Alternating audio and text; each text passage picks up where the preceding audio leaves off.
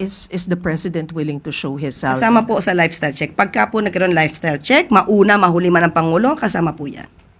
So willing po si presidente to show if necessary. Kung kinakailangan nga po, sabi nga po natin, ulitin natin, No comment siya regarding doon sa sa alok na posisyon. Pero sabi din niya na hindi daw po siya qualified, lalo na po daw sa NBI. baka namang ibang posisyon na iaalok sa kanya. Yusek, a contractor was shot by a riding in tandem in Negros Oriental. May we get the palace's reaction on this? Lalo't nangyari po siya sa harap po ng investigasyon sa flood control projects. First question, Kenneth Pasyente, PTV4. Good morning, Yusek. Yusek, a contractor was shot by a riding in tandem in Negros Oriental. May we get the palace's reaction on this? Lalo't nangyari po siya sa harap po ng investigasyon sa flood control projects. Tama lang po na imbestigahan yan para malaman natin ang punot dulo na yan at kinukondena natin ang mga karahasan na ito. Yan ay ayon sa Pangulo. Ma'am, follow up lang. Paano po natin sinisiguro na wala po talagang panggigipit na mangyayari sa mga sangkot dito po sa flood control project sa harap po ng investigasyon? Alam naman natin kung ano ang nais ng Pangulo. Makasuhan ang dapat makasuhan, mapanagot ang dapat na mapanagot. At uutos pa rin ng Pangulo na dapat na seryosohin ito, lalo na ng mga PNP para maiwasan kung anumang krimen ang maidudulot nito kaugnay sa pag-iimbestiga sa flood control projects. Follow-up question, Tristan Odalo, Newswatch Plus. Yusek, follow-up lang po sa usapin ng mga contractor. Sa social media po, lumalabas na rin yung mga kamag-anak, yung mga anak ng mga contractor di umano and flaunting luxurious lifestyle na yung mga netizen po talaga ine-expose sila. Siguro po while the intention of naming the top contractors ay para mabigyan ng idea yung publiko, for some, naging way din po ito to trace yung mga lifestyle po ng mga kaanak nila. So siguro po, anong mensahe ng Malacanang sa publiko who are targeting or at least ine-expose yung mga kamag-anak po ng contractors? Yan naman din po talaga ang naisin ng Pangulong Marcos Jr. na lahat-lahat po tayo ay magtulungan upang masawata itong mga korupsyon na ito.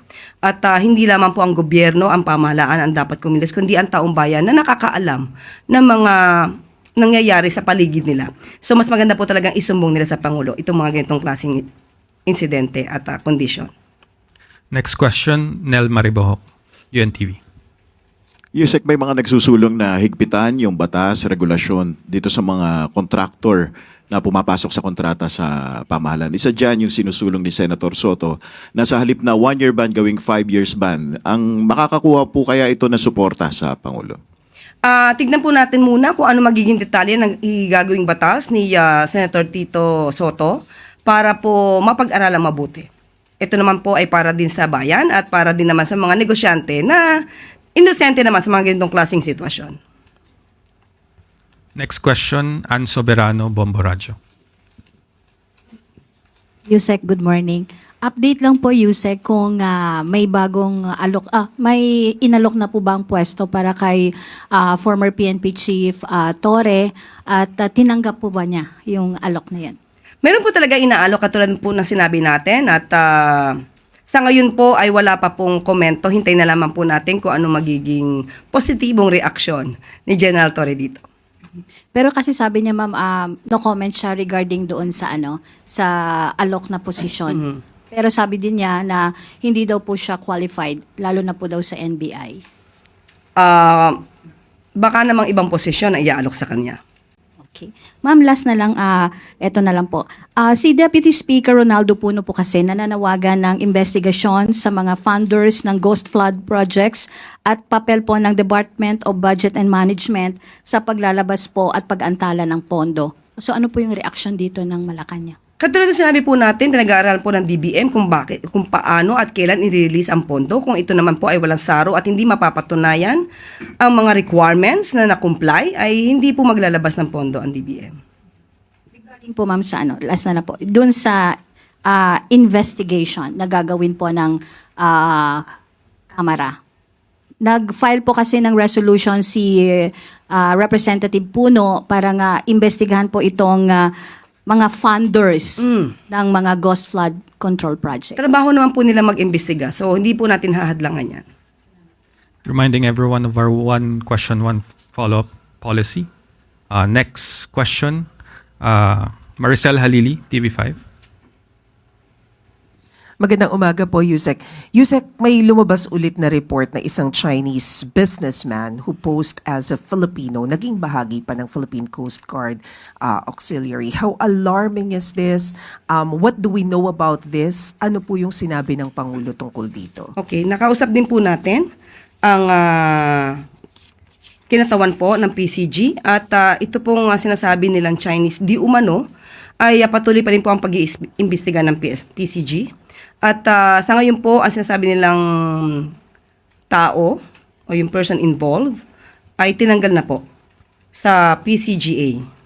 At wag pong mag-alala ang taong bayan dahil ang PCGA ay isang civil organization at kung sino man po ang mapapasok dito, kahit foreigner po, ito naman po ay paggawa lang naman ng pagtulong, pagbibigay ng relief, pagtulong sa PCG, pero wala po silang access sa anumang mga operasyon at hindi po sila sumasampa sa barko at kung ano man ang operasyon ng PCG, wala po silang maaaring malaman doon. Yun naman lang po ang safeguards na siniguro ng PCG.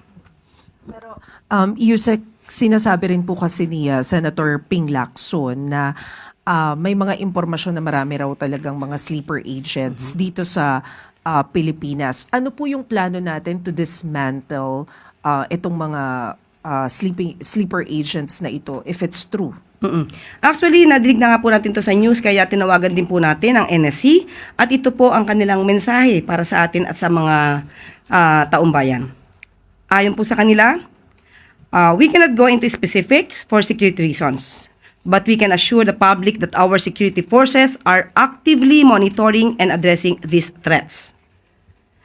The government does not take espionage lightly, and we act swiftly when credible intelligence is verified. Recent operations have already led to arrest of suspected foreign operatives, which shows that our agencies are not standing still. We are working closely with law enforcement and intelligence units to dismantle espionage network whenever they may be. So, yun po. So, rest assured po na ginagawa po nila ang kanilang trabaho. Next question, Ana Bajo, GMA News Online. Morning, ma'am. Ma'am, some congressmen and senators are calling or urging the president to subject himself to a lifestyle check following yung kanyang directive for all executive agencies. Ma'am, is the president willing to magpa-ano po ng lifestyle check? Lahat ng parte na ehekutibo ay ready for lifestyle check. So, ma'am, nakausap niyo po ba siya regarding this and his affirmative po? Lahat po na ehekutibo, miyembro ng ehekutibo ay ready, pati pang Pangulo. How about, ma'am, sa kasi si Senator Risa Ontiveros, she's also calling for the full disclosure of SALN. How about that matter po, ma'am? Okay, lumalayo kasi po tayo sa issue. Sinabi po natin na ang Pangulo, ang buong ehekutibo ay ready for lifestyle check. So wag po tayong lumayo sa issue. Ang issue po ngayon ay tuligsain at habulin ang mga involved sa flood control projects. So wag po natin ibahin at wag tayong medyo mamulitika patungkol dito. Okay, ma'am. Thank you Thank po. Follow-up question, Ivan Mayrina, GMA 7. USEC-related question on the lifestyle check. Nabanggit niyo po when you announced this lifestyle check na may involve po ang ombudsman dito po sa gustong mangyaring lifestyle check ng Pangulo. Can you tell us exactly how the palace wants the ombudsman to conduct a lifestyle check? Nabanggit po natin ang ombudsman dahil sila po ay may karapatan at may authority to initiate investigation on this matter. Ngunit ang ombudsman po ay isang independent constitutional body at kung ano man po ang kanilang magiging proseso or mechanics patungkol po dito, nasa ombudsman na po yun.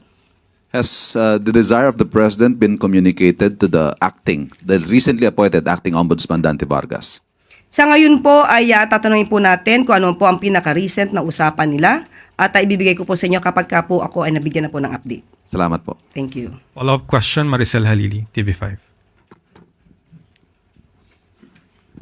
Yusek, follow-up lang po. Hindi po ba necessary ang SALN for a lifestyle check? Kaya nga po, Kaya nga po ready po lahat. So kasama po yung SALN.